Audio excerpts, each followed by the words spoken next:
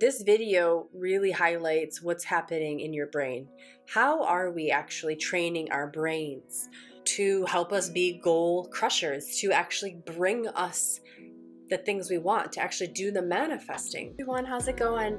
I'm Kim Fisher. Welcome to my channel. If we've never met, I am a yoga expert with 2 decades of teaching and practice experience. I'm a manifesting coach. I'm the owner of Lotus Life Yoga Center located in Syracuse, New York, and the owner or the creator of the Lotus Life podcast. And I have lots of experience in leading folks like you on and off the yoga mat, so to speak, and really just looking at how you can enhance your life, make it incredible while staying human. Manifesting. I'm big into it. I love talking about it because to me, there's nothing really crunchy, granola, hippie, woo-woo about manifesting, although there are a lot of things you do in manifesting that are still a little bit more energetic, and I definitely do that stuff, but it's not all about that. And so this video really highlights what's happening in your brain. How are we actually training our brains to help us be goal crushers, to actually bring us the things we want, to actually do the manifesting? It's not all energetics, and it's not all this mysterious woo, like universal energy. There's a large part of it that is it. But you got to understand that you are powerful. You are actually the one that's taking action in the world. You and your brain have finally got together, body and brain, mind and heart, have unified finally, thank goodness, and we're taking action. So I say that because I want you to really understand that you should not be waiting around for the universe to take the first step. I want you to know that you can take the power back. I want you to know that you are the powerful one and that it's not all energetics and up to the big old universe or the one or God or spirit, but that there's actual practical science that's happening in your brain, and it's called your neurons and neuroplasticity. So let's get into it. Your mind is split between conscious and unconscious, okay? And then some other states in between there too. When we think of the unconscious mind, what you need to know is that all sensory information comes into your unconscious mind. So everything that you're hearing in the background, humming of the heaters, your HVAC system at work, just know that your unconscious mind is receiving 100% of everything around you. But because you don't need all of that information. Why do you need all that? You don't. It'd be overwhelming. You would do nothing in the day. You'd probably collapse. Like not being able to filter out what's relevant versus not relevant is terrible. So we definitely need that. And thank goodness we're able to do that. Only 1 to 2% of that unconscious information actually gets filtered up into your conscious mind. And your conscious mind is what you're aware of. It's what I'm doing right now. I'm aware of the camera, of the microphone, of this topic, and you listening to this in the future, okay? And that's where the RAS comes in. Your reticular activating system is a part of the brain that acts like a filter or a gate. And its role is to make sure that irrelevant information doesn't get through to conscious mind and relevant information does. So I have a couple types of relevant information. One is the stuff that's already inherently inside of you. So things like, even though you might be talking to a friend, suddenly your unconscious mind picks up, detects that a cyclist is coming on the sidewalk very quickly and it's ringing its bell. And that passes the information forward to your conscious mind that says, get the hell out of the way. You're about to get hit by the cyclist, right? Or if you're on your phone talking and you're crossing the street, your conscious mind might not be aware of the bus that's coming your way because you're talking. Conscious mind is focused on the voice and the phone, but your unconscious mind said, hey, that's a sound that might kill us if it gets any closer. Let me pass this information through. That's relevant. That's relevant. We need to stay alive. And then the conscious mind hears it and pays attention and gets out of the way of the moving bus. These sort of evolutionary survival adaptations that already are trained in the brain, that are wired, that are coded, that allow the RAS to pass that information through. But here's where it gets really interesting, and here's how it relates to goal setting and manifesting. You can train your RAS. Yes, you can, and that's really good news. And the more you work with it, just like a muscle, the more you train your muscles, the stronger it will get. Let me give you an example. Let's say that you're someone who wants to become vegetarian. So you start looking at blogs and you start going online and reading recipes and you start following individuals on Instagram or Facebook or TikTok who are into vegetarianism, and you start talking about it with your friends and family and your loved one or your kids, and you start getting people ready and understanding that this is the change you're thinking of doing. Your brain now understands the assignment. Your RAS is like, all right, she is super focused now on becoming vegetarian. Look at all the time consciously she's spending focused on vegetarianism, consuming information, thinking about it, gathering information, talking to people, right? A lot of resources are being used. So that is giving a signal to your RAS to say, this is now important. This is a thing we're doing. This is now the game. This is now the story. So pay attention to it. And then the RAS takes that information, has reorganized itself in a sense to go, okay, well, whenever you're not looking, conscious mind, I'm going to be filtering through the unconscious mind and looking at all of the sensory information. And if anything matches vegetarianism, I'll be sure to send it on up. So good. So now what you get to do is you get to go about your day unfocused on vegetarianism. Meanwhile, your RAS is. So this is why you can be at a cocktail party. You and I are having a conversation about, I don't know, NFTs or stocks or something. And all of a sudden, out of nowhere, you hear someone in the corner of the room go, yeah, veggie patty recipe. And you're like, what? Where's that person? How was it that you and I were engaged and you were so locked in, but yet suddenly you hear something? That's because your unconscious mind was hearing it in the first place. Remember, it's hearing everything all the time, feeling, sensing, tasting, touching, smelling, everything, all the sensory information coming in. But it's just not all relevant. So it doesn't pass the gate of the RAS because it doesn't want to bombard you. It's not important.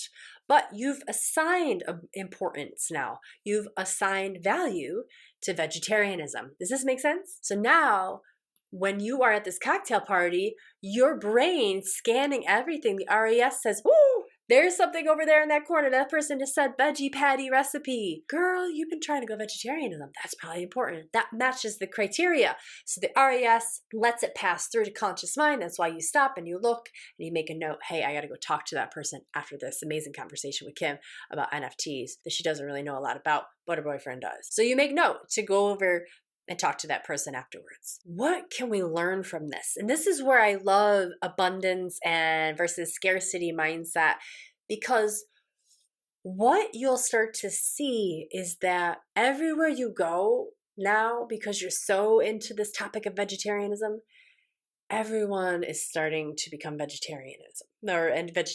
Everyone is starting to eat veggie patties. Everyone is talking about soy milk and almond milk and all these things, right? You're starting to see that all the recipes on the magazines as you check out at your local grocery store, you're starting to scroll through and notice everyone who's suddenly talking about it. They're not suddenly doing it. It's that you're suddenly paying attention to it. You're paying attention because you trained your RAS. Is that starting to makes sense? Also, if you are like in the market for buying a new car, and let's say you want like a white pickup truck, suddenly you start seeing what white pickup trucks around town. Or those of you who maybe want to have a baby or are pregnant, what do you start noticing? All the other pregnant women in town, right? It's not like they suddenly were pregnant today. They've been pregnant and there's always been pregnant people around. You just weren't paying attention until you're paying attention. And you're paying attention because your RAS has been trained. Okay, so now let's play this out a little bit more. Now you're in a position where you are paying attention now and seeing the abundance of vegetarian items at the grocery store or restaurants. Suddenly, I didn't even know there was a vegetarian restaurant here. Yeah, someone says it's a cafe that's been there for 3 years. Again, another example of it's been there waiting for you. You're ready when you're ready and no moment sooner. We have to start now then. If we want to get to someplace big in the future, we have to start readying our minds now. Because the sooner you do this and the sooner you train your RAS to pay attention to the things that are important to you, you'll start to see it in your environment sooner, which means that you'll see the opportunities to take action and move the needle towards your goal much sooner, okay? This is where vision boards come in. So how do we train our brain? Vision boards, physical and digital vision boards are really important because you're doing the exercise of actually finding the images or the words or the colors of what you like, and you're putting it together on this board. That activity in itself is really important for saying, hey, RAS, look at these things. This is important and this is the direction we're headed. So show me the way forward. Show me the people who know how to get these things. Show me the opportunities. Let me hear and see and go for and understand that the people, the places, the things, the ideas are around me already to get me moving and heading in this direction. So that's why vision boards are important. That's why podcasts are important, and listening to other people talk about it so that you know that there's evidence of what you want. If you're getting into working out, listen to other people talk about going to the gym and what it takes. If you want to become vegetarianism, start hanging out with vegetarians. If you want to be a yogi, start going to the yoga studio, start watching yoga videos online. Like, start being in the mindset and the culture of what you want, because that's also reinforcing to the RAS that this is important.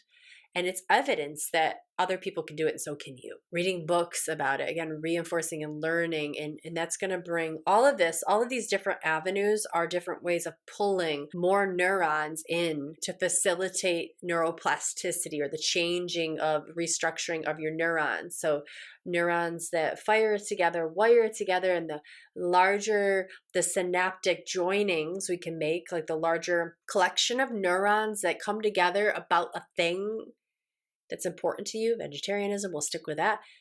That means the faster the information is going to flow, and the larger your identity is changing, the more your personality is shifting to become that thing. Now think about that. If you're recruiting more neurons because of a topic like vegetarianism, are the chances going to be greater or smaller that you identify as a vegetarian? Greater, right? And that's really important too, because if you do not get to the place where you're identifying as the thing you want, like if I want to say that I'm a bodybuilder, but I've yet to even go to the gym consistently, which we all start there in the beginning, your chances of identifying as a bodybuilder is going to be low. But if you identify as a bodybuilder first, as a fitness enthusiast, what are the chances of you actually showing up more to the gym? Pretty high.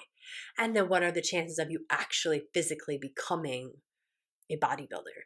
Really high at that point, okay? But we have to start with that change in identity, which starts from recruiting more neurons. The more of your brain that is aware of this new identity, the more neurons that are recruited, the more neuroplasticity, the greater the chances of us actually achieving it. Now, we get there, I'm just reverse engineering this. So identity change because of neuroplasticity and larger amounts of neural networks forming because we got there because we are focused on it. We're training the RAS. We're focused on it by the avenues by facility of vision boards, digital and physical, podcasts, talking to other people in person, reading books about it, visualizations. I teach something called the radical rituals, which I do every single morning, where I visualize what I want so bad. And then I visualize it to the point where I feel it in my body. And then that's even better, you guys. When you can feel the emotion of what you want, it's like Mario getting the star power. Suddenly you're just like filled with energy. It's assigning like a tag. Emotion assigns like a tag to the things you want. And that tag is emotional value. We're saying this is important, but now this is really important. I just tagged it with emotion. And for other reasons, because the brain pays attention to emotion. If it's a good emotion, you get a lot of dopamine. The brain is going to like that. It feels good. It wants more of that because that probably means survival on some wavelength, right? So the more dopamine you get, yay, the more good feelings you have about something like vegetarianism or bodybuilding or whatever it is. Quickly, we're going to amplify the experience of recruiting more neurons, which is going to change your identity. It's changing the identity because we've recruited more neurons. We've recruited more neurons because we have been training the RAS to say that these things are now important, vegetarianism, for example, and I felt the emotion of it. So now it's amplified it, which speeds all this up. How do we get to the point where we're training our RAS? We're doing external tools. We're doing the manifesting tools such as vision boarding, digital and physical. So we're also looking at listening to podcasts or creating our own podcasts like I have so that I can keep talking about the things I love, training you, but also reminding me and reinforcing at the same time. Reading books, talking to other people who have done it, because that's evidence that it can be done, and also experiencing it. Do not neglect physically trying it. If you leave it up here in your mind, it's no good. You want to get into the body and really, really feel it out, act it out, do the thing. Even if you're a beginner, you have to start now. I really hope that this inspires you to start now where you are as a beginner. Do not wait. Do not wait for the future state that you want to be at. It actually starts now, today. You start creating your future now through all of those tools I just mentioned. The sooner you can identify as fill in the blank, whatever you want to be in life, you will rapidly, well, you've already in that point become that person. Thanks so much for listening, you guys. If you enjoyed this video, I'd really appreciate the feedback. Let me know. Tell me in the comments, like this video, and I would love it and appreciate it if you subscribed. Happy manifesting. All right. Bye, guys.